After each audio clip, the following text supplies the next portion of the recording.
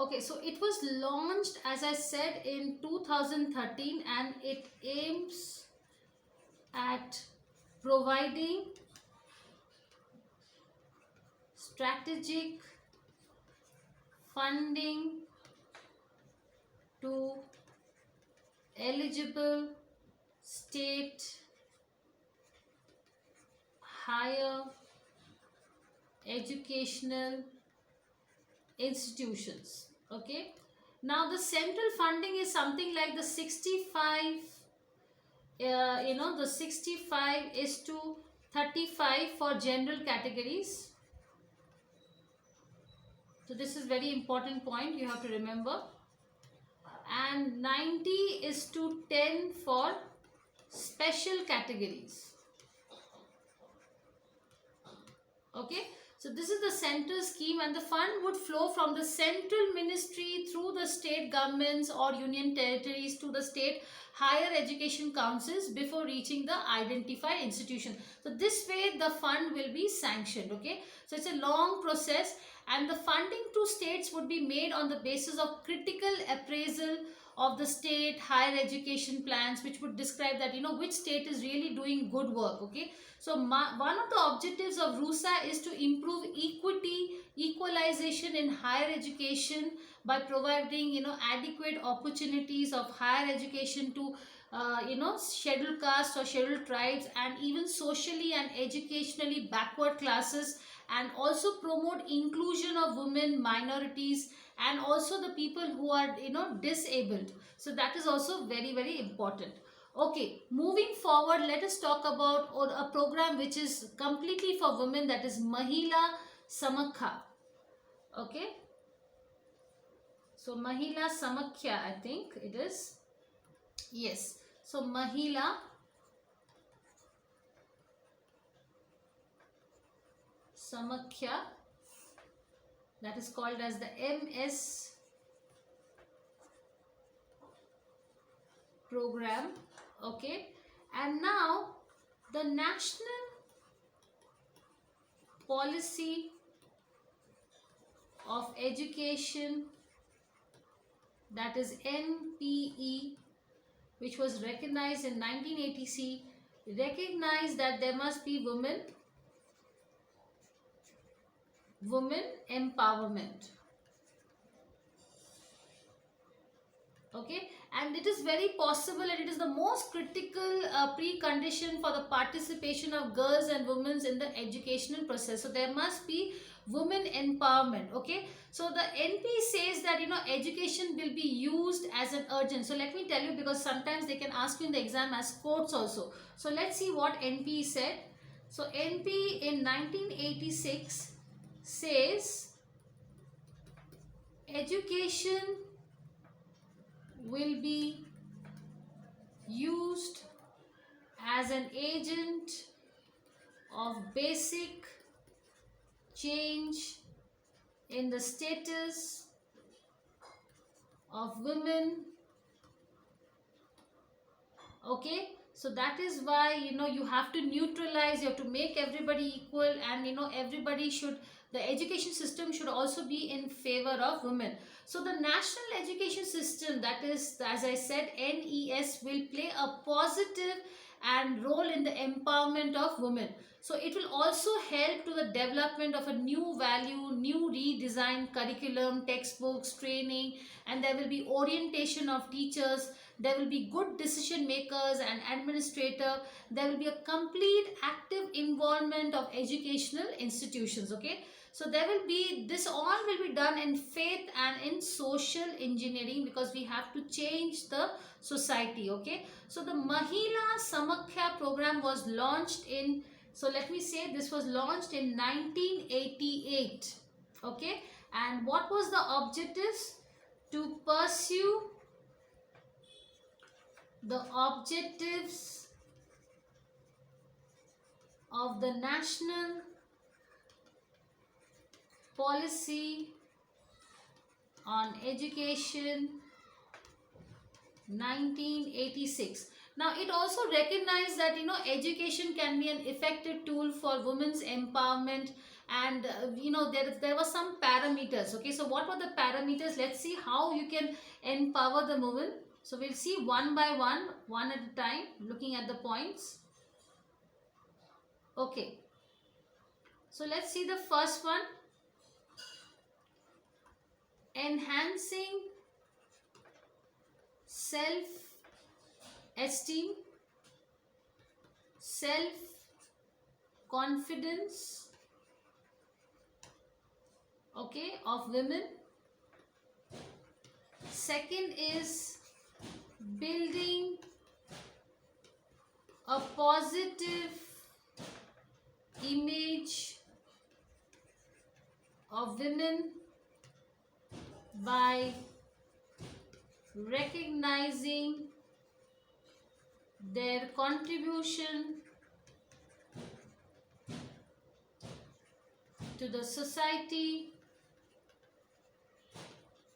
polity, and the economy.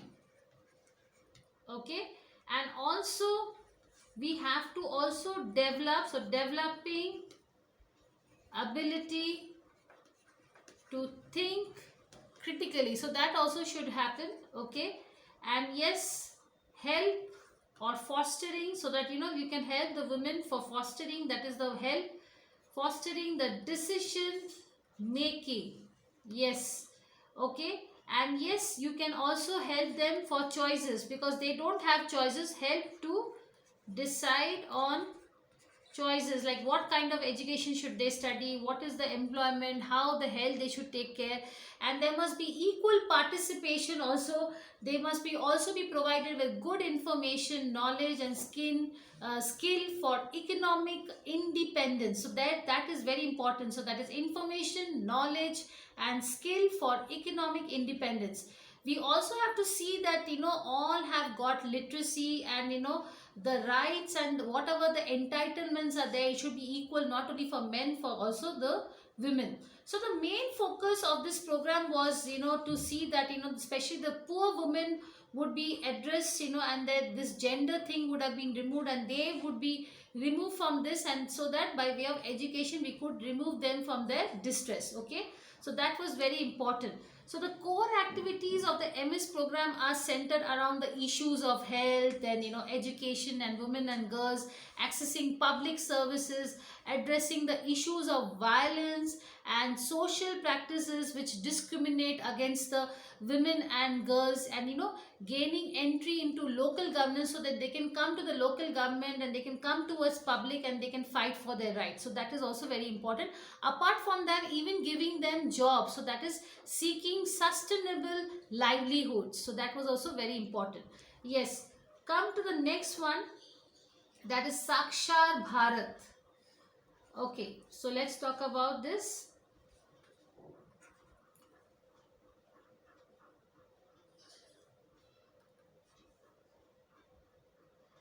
Okay, so Sakshar Bharat.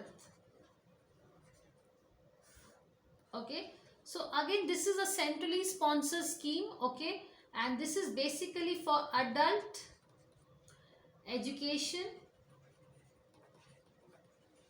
and skill development, which is being implemented by Adult Education Bureau of Department of School Education and Literacy, which is under the Ministry of Human Resource Development, to raise the literacy level to 80%. So that is the main thing, So that means that 80% should be there, and who are involved. So from 15 plus year old, that includes the youth also, from 15 to whatever age, it is basically for adult education and skill. And we have to raise the literacy level to 80%. So that is very very important. So 80%. Now the Sakshar Bharat scheme was launched in 2009, okay, and it has been extended up to 31st March 2017, okay. Now how is it executed? Let me explain to you this.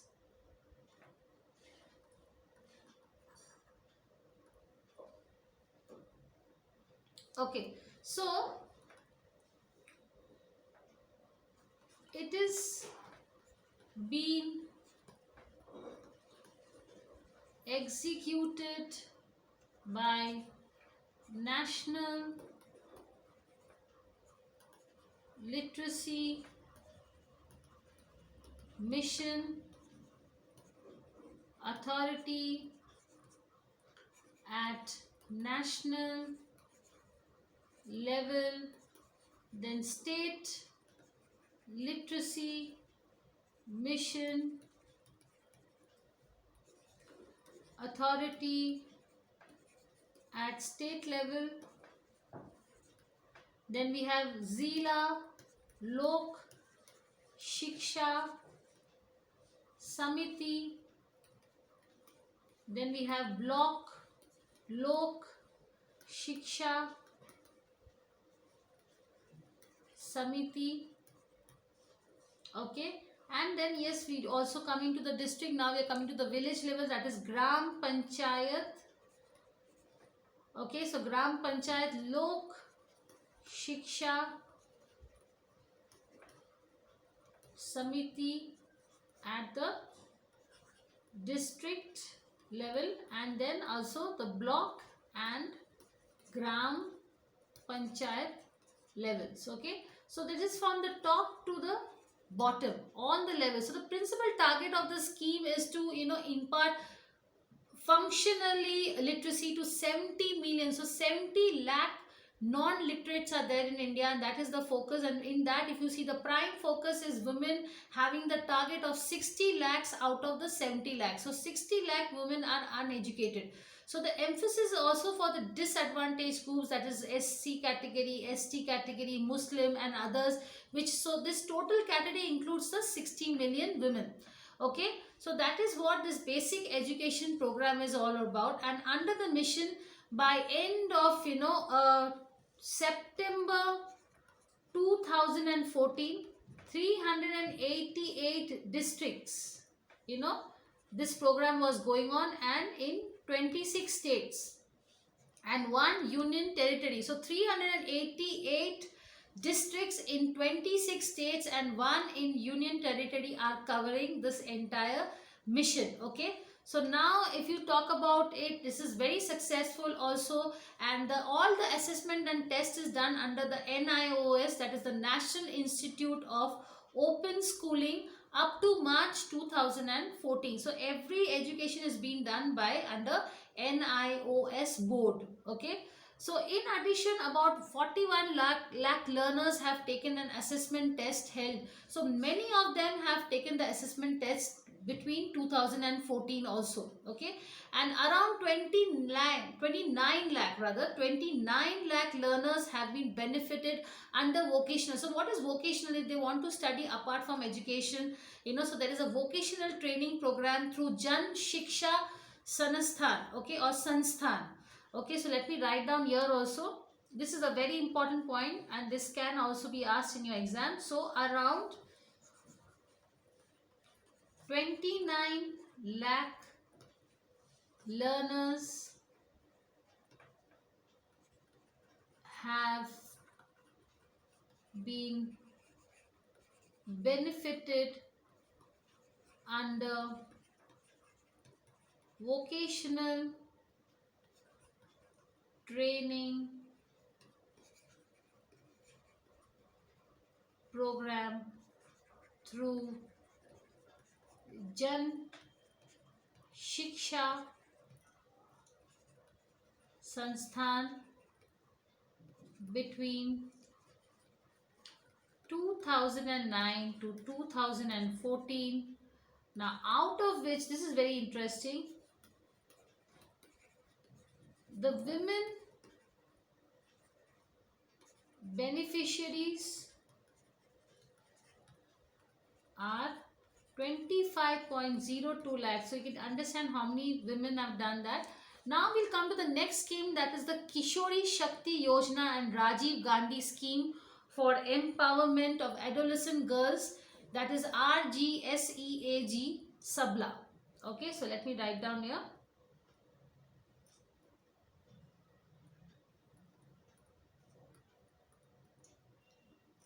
Okay, so Kishori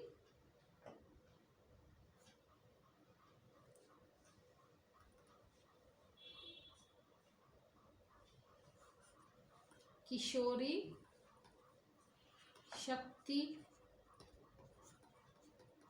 Yojana and Rajiv Gandhi scheme for empowerment of adolescent girls, that is RGSEAG Sabla. Okay, now the Ministry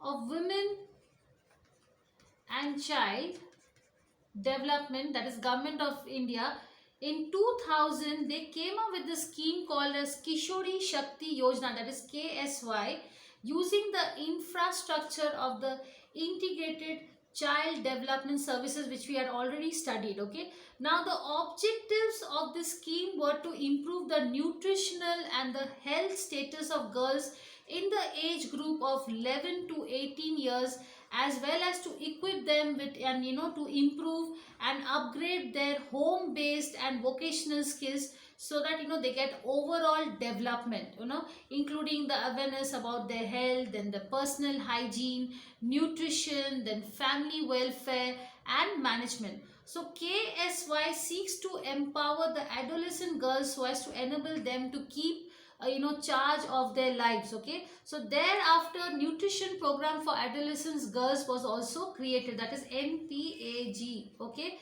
which was also a pilot project along with Kishori Shakti Yojana, and this was also done in the year 2002-2003 in 51 districts across the country to address the problem of undernutrition among the adolescent girls. Now, under the program, a 6 kg of free food grains per beneficiary, 6 kg. Okay, so per beneficiary per month are given to underweight adolescent girls. So above this, the two schemes have influenced the lives of adolescent girls, that is the AGs, to some extent, but we have to work on it. Okay, so moreover, above these two schemes have limited financial assistance, so we need a lot of finance also here. Okay, so for engaging this scheme and to see that the scheme grows, there was an added merging of two schemes. Okay, and that is why to enhance and to see that entire multi-dimensional problems are solved, and that is why to solve this there was merging of two schemes. So what was it called? It was called as Rajiv Gandhi scheme for empowerment of adolescent girls, that is RGSEAG, that is Sabla. Now, so Sabla was replaced by KSY and NPAG in the selected district, and there was a new scheme called as RGSEAG Sabla. Okay. Now, but sometimes what they did is that KSY would be continued where the districts were already operational. The remaining districts which were not under the KSY, they were being segregated or they were being shifted to this new scheme, that is RGSEAG. Okay. So now what is Sabla? Let us just understand what is Sabla also.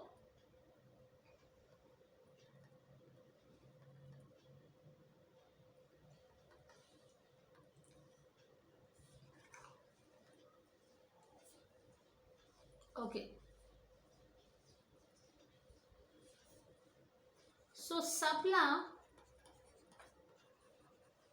aims at empowering adult girls of 11 to 18 years, okay, by improving their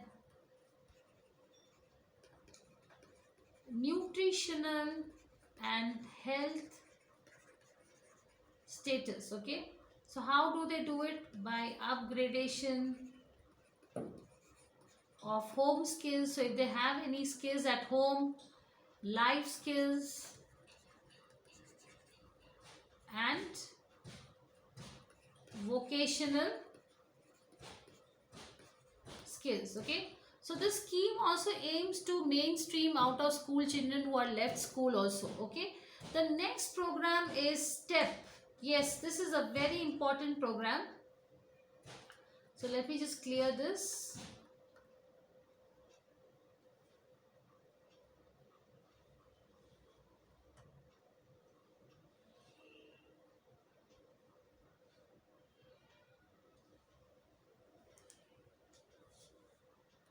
So this step is very important. Yes. So this is called as STEP. Okay. Now you can understand it's a beautiful name also. STEP sounds very nice and catchy. Okay. So what is it all about? Let's read about it. Okay. Yes. So STEP. So that is support. The full form of STEP is support to training and employment program. STEP. Okay, so it was launched in 1986-87. The scheme aims to make a significant impact on women by upgrading the skills for employment on a self-sustainable basis, and so that the women can generate income, by, and especially for those SC and ST households and family who are below the poverty line. Okay, now the key strategy includes in training. Okay, so that is for skill. Then mobilizing women, making them smart. Okay, then giving them jobs by arranging marketing linkages. So arranging marketing so that we can promote the women for these jobs. Okay, and also provide them some credit and money. Okay, and yes, there's also health checkups. So there is health checkups also, child care, legal and health literacy and gender, like to sensitization. So what is gender sensitization? To see that all genders are being treated equally. Okay, now the scheme covers 10 sectors. So let us quickly see what are the sectors it covers. Yes, so the scheme covers 10 sectors. Okay, that is in agriculture, animal husbandry, dairying, fisheries, handlooms, handicrafts, khadi and village industries, sericulture, waste land development, and social forestry. Okay, now the scope is covering the scheme has been enlarged in introduction of locally appropriate sectors. So each and every sector it has been done, and you can see the scheme, it covers many sectors. Coming to the next program, very important, and it also comes in your UPSC exams, Beti Bachao. So we will do this. Yes, so this is called as Beti Bachao, Beti Padhao. So it's BBBP. Okay. So this is a very new scheme, and it was launched on 22nd January 2015. Okay. So it is to celebrate the girl, child, and enable her educations. Okay. So basically there are objectives here: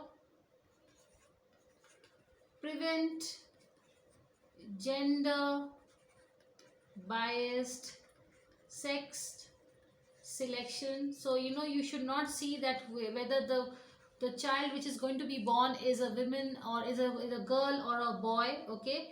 And yes, ensure survival and protection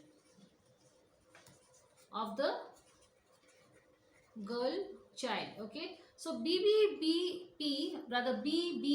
is an initiative to arrest and reverse the decline in the child sex ratio.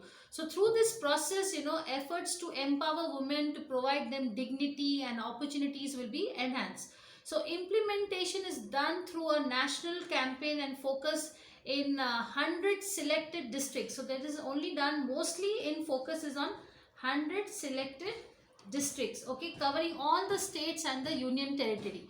So there's a joint initiative of the Ministry of Health and Family Welfare and the Ministry of Human Resource Development. Okay, so the commitments is to celebrate the birth of the girl child, take pride in daughters, and oppose the mentality of paraya dhan. Okay, so that is that the girl child is for somebody else, it's not for us.